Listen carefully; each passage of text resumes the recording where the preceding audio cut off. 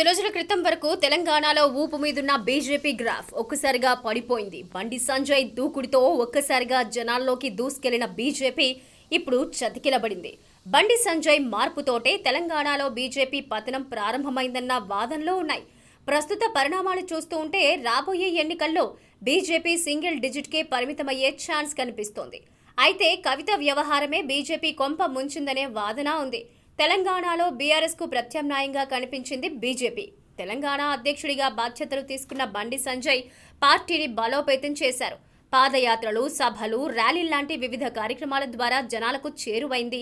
కేసీఆర్ ప్రభుత్వానికి వ్యతిరేకంగా దూకుడుగా వ్యవహరించడం బీజేపీకి కలిసొచ్చింది. దీంతో వివిధ పార్టీల్లో అసంతృప్తుల్లో ఉన్న నేతలు బీజేపీ వైపు చూశారు. ఇక ఇదే సమయంలో పార్టీలో అంతర్గత కలహాలు పెరిగిపోయాయి. అధ్యక్షుడు బండి సంజయ్ పై ఫిర్యాదులు వెల్లువెత్తాయి. దీంతో అధిష్టానం బండిని అధ్యక్ష పదవి నుంచి తప్పించింది. కిషన్ రెడ్డిని అధ్యక్షుడిని చేసింది. అంతే, బీజేపీ ఊపు ఒక్కసారిగా తగ్గిపోయింది. కొద్దిమంది నేతలు మినహా బీజేపీలో ఇతర నేతలు, కార్యకర్తలే ఈ నిర్ణయాన్ని తప్పుపట్టారు. బీజేపీకి తెలంగాణలో దారి చూపిన బండిని తొలగించడంపై సొంత పార్టీలోనే అసంతృప్తి నెలకొంది. దీంతో పార్టీకి ఊపు తగ్గింది. ఇక ఇదే సమయంలో బీఆర్ఎస్ తో బీజేపీ రహస్య ఒప్పందం చేసుకుందనే ప్రచారం బీజేపీ కొంప ముంచింది. ముఖ్యంగా కవిత విషయంలో కేంద్ర వైఖరి తలనొప్పులు తెచ్చింది. ఢిల్లీ లిక్కర్ స్కామ్ లో ప్రధానంగా వినిపించిన పేరు కల్వకుంట్ల కవిత. ఆమెకు వ్యతిరేకంగా అన్ని ఆధారాలున్నాయని, త్వరలోనే అరెస్టు చేస్తామని కేంద్ర దర్యాప్తు సంస్థలు చెప్పాయి. బీజేపీ నేతలు కూడా ఇదే చెప్పారు. రేపో మాపో కవిత అరెస్టు తప్పదన్న ప్రచారమూ జరిగింది. తీరా చూస్తే ఇప్పటి వరకు కవితను సిబిఐ, ఈడీ అరెస్టు చేయలేదు.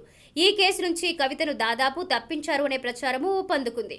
కవితను అరెస్టు చేయకుండా కేసీఆర్, కేటీఆర్ కేంద్రంతో రహస్య ఒప్పందం చేసుకున్నారని కాంగ్రెస్ సహా ఇతర పక్షాలు ఆరోపించాయి. కవితను రక్షించేందుకే బీజేపీకి కేసీఆర్ లొంగిపోయారని కాంగ్రెస్ ఆరోపించింది. తరువాతి పరిణామాలు కూడా దీనికి తగ్గట్టే ఉన్నాయి. కేంద్రంపై గతంలోలాగా కేసీఆర్, బీఆర్ఎస్ నేతలు తీవ్ర ఆరోపణలు చేయడం లేదు. కాంగ్రెస్ పైనే బీఆర్ఎస్ గురిపెట్టింది. బీజేపీ కూడా కేసీఆర్ కు అనుకూలమైన చర్యలు ప్రారంభించినట్టు అనిపించింది. కేసీఆర్ కు అనుకూలంగా ఉంటారనే పేరున్న కిషన్ రెడ్డికి తెలంగాణ పగ్గాలప్పగించింది బీజేపీ. కేసీఆర్ పై దూకుడు ప్రదర్శించిన బండిని తప్పించింది. లిక్కర్ స్కామ్ కేసులో కవితను అరెస్టు చేయకపోవటం, బండిని తప్పించి కిషన్ రెడ్డిని నియమించడంతో తెలంగాణలో బీజేపీ, బీఆర్ఎస్ ఒక్కటే అనే భావన ఏర్పడింది. బీజేపీలో చేరినా బీఆర్ఎస్ కు అనుకూలంగానే ఉంటుందన్న ప్రచారంతో ప్రజలు, నేతలు బీజేపీని నమ్మడం మానేశారనే అభిప్రాయాలు వినిపిస్తున్నాయి.